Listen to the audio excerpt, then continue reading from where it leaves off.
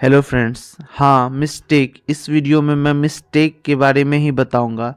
चूँकि बिहार स्टेट का form fill start हो चुका है 16 दिसंबर से 14 दिसंबर से, और ये जो है कि आपका 2 जनवरी तक चलेगा।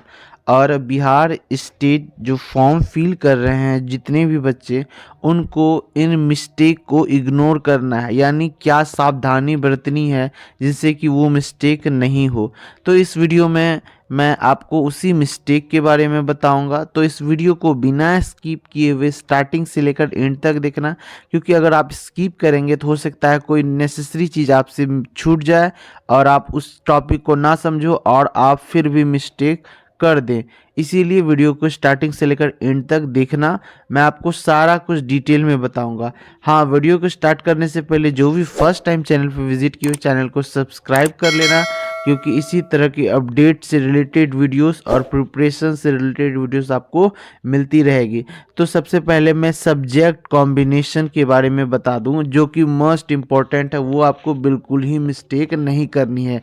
यही आपका इस जो एग्ज़ाम है बीपीएससी टीआरई वाला, जो कि अभी तक 2.0 तक हो चुका है, जिसमें कि बहुत सारे बच्चे इस बार कम से कम 300 से 400 बच्चे जो है कि सब्जेक्ट कॉम्बिनेशन में मिस्टेक करने की वजह से उनका छट सकता है डॉक्यूमेंट वेरिफिकेशन में।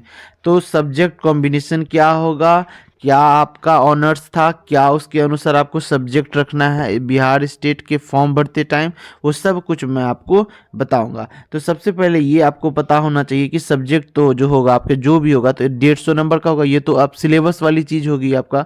तो सब्जेक्ट कॉम्बिनेशन में क्या करना है, तो एक नोटिफिकेशन है, उसको आपको देखना है। अगर वहाँ से आपको नहीं समझ आ रहा है तो मैं आपको बताऊंगा कि क्या क्या है। तो यही है वो नोटिफिकेशन।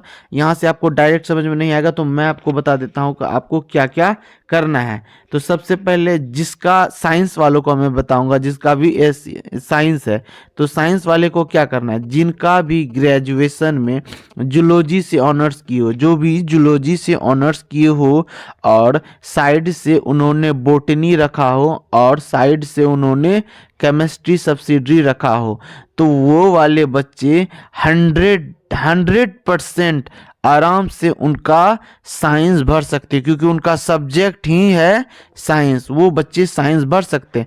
लेकिन ध्यान रखना, जूलॉजी ऑनर्स हो या बोटनी ऑनर्स हो या केमिस्ट्री ऑनर्स हो, तीनों में से कोई भी ऑनर्स चलेगा। बट सब्सिडरी में अगर आपका जूलॉजी ऑनर्स है तो आपका बोटनी और केमिस्ट्री सब्सिडरी में होना ही होना चाहिए, नेसेसरी है। अगर आपका बोटनी ऑनर्स है तो जूलॉजी और केमिस्ट्री सब्सिडरी में होना ही चाहिए, नेसेसरी है। और अगर आपका केमिस्ट्री ऑनर्स है तो आपका बोटनी और जूलॉजी सब्सिडरी होना ही चाहिए, वो नेसेसरी है।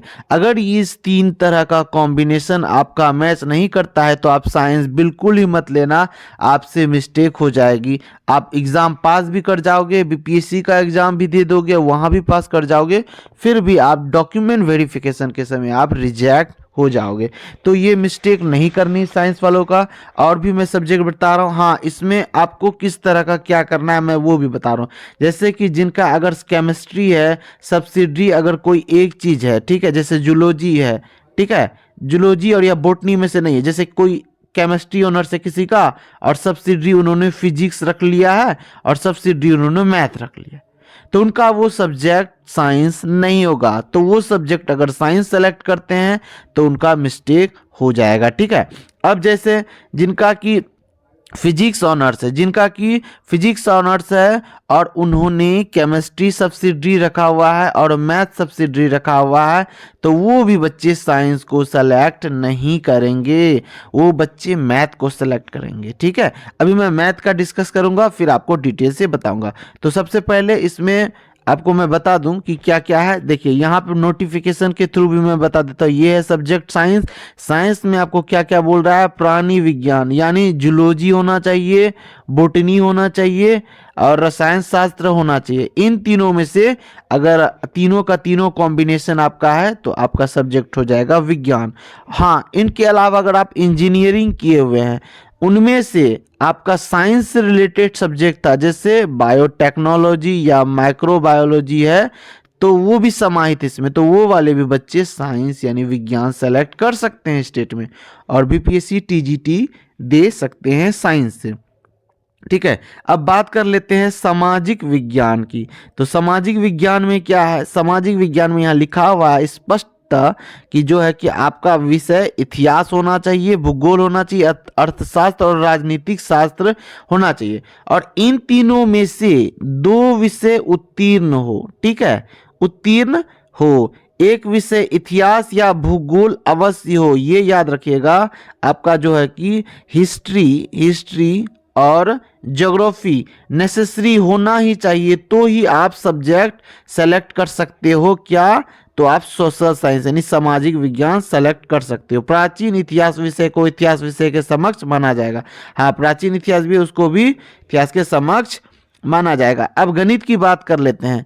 तो गणित में जो है आपको कि स्नातक, यहाँ से कोई स्किप मत करना, आगे भी मैं एक इंपॉर्टेंट चीज़ बताऊंगा जो आपको इस सब्जेक्ट कॉम्बिनेशन के अलावा भी आपको हेल्प करेगा, मिस्टेक नहीं हो इसके लिए। ठीक है, आपका अगर जूलॉजी, जैसे मैंने बताया अभी कि जिसका भौतिकी है, इलेक्ट्रॉनिक्स है, कंप्यूटर साइंस है, रसायन है, या विज्ञान है, या सांख्यिकी विषय में से कोई है, ठीक है, या आप इंजीनियरिंग किए हैं जिसमें से मैथ से रिलेटेड है, जैसे मैकेनिकल वाले हो गए, सिविल इंजीनियर वाले हो गए, या फिर कंप्यूटर साइंस से रिलेटेड हो गए, तो वो जैसे बीसीए की योग्यता सम्मिलित माना जाए। जो बीसीए भी किया है वो भी गणित ही रख सकते हैं। ठीक है, तो गणित वालों के लिए क्या हो जाएगा, अगर आप फिजिक्स से ऑनर्स किए हैं, ठीक है, आपका सब्सिडरी मैथ और केमिस्ट्री है, तो भी आप मैथ सेलेक्ट कर सकते हैं, डन है आपका। अगर आपका केमिस्ट्री है और सब्सिडरी मैथ और फिजिक्स है, तो भी आपका मैथ ही डन हो जाएगा आपका सब्जेक्ट।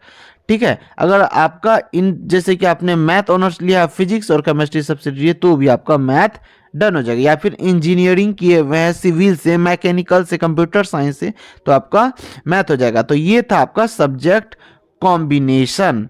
ठीक है, अब एक इंपॉर्टेंट खबर, जो कि आप तीनों आज जो जिसका सब्जेक्ट विज्ञान है और जिनका सब्जेक्ट सामाजिक विज्ञान है, उनके लिए काफ़ी इम्पोर्टेंट टॉपिक मैं बताऊंगा अभी।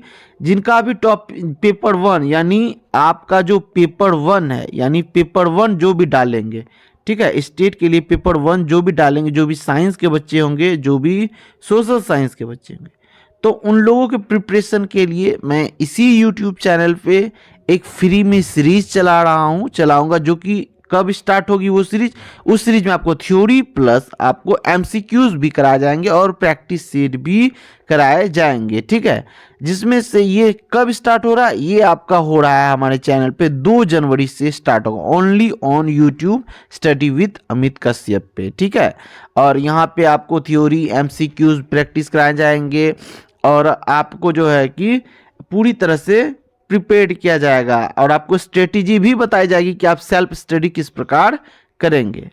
तो ये सभी करने के बाद आप 2 जनवरी के बाद से आप प्रिपरेशन स्टार्ट कर सकते हैं। एग्ज़ाम आपका मार्च में होना है, तो इस बार पिछले बार की तरह एग्ज़ाम इजी नहीं होगा, क्योंकि पिछले बार बहुत ही कम टाइम दिया गया था, 5 दिन में एग्ज़ाम स्टार्ट हो गया था फॉर्म फिल होते ही। उसके बाद जो है कि इस बार 2 महीने का टाइम मिल रहा है, तो क्वेश्चन पैटर्न हो सकता है वो पिछले बार की अपेक्षा थोड़ा सा मॉडरेट आ सकता है। तो अगर ये वीडियो अच्छा लगा हो, और अगर आप प्रिपरेशन करना चाहते हैं जो भी साइंस और सोशल साइंस के स्टूडेंट, तो चैनल को सब्सक्राइब कर लेना, और अपने दोस्तों तक ये वीडियो ज़रूर शेयर करना, क्योंकि किसी का भी सब्जेक्ट कॉम्बिनेशन मिस्टेक ना हो।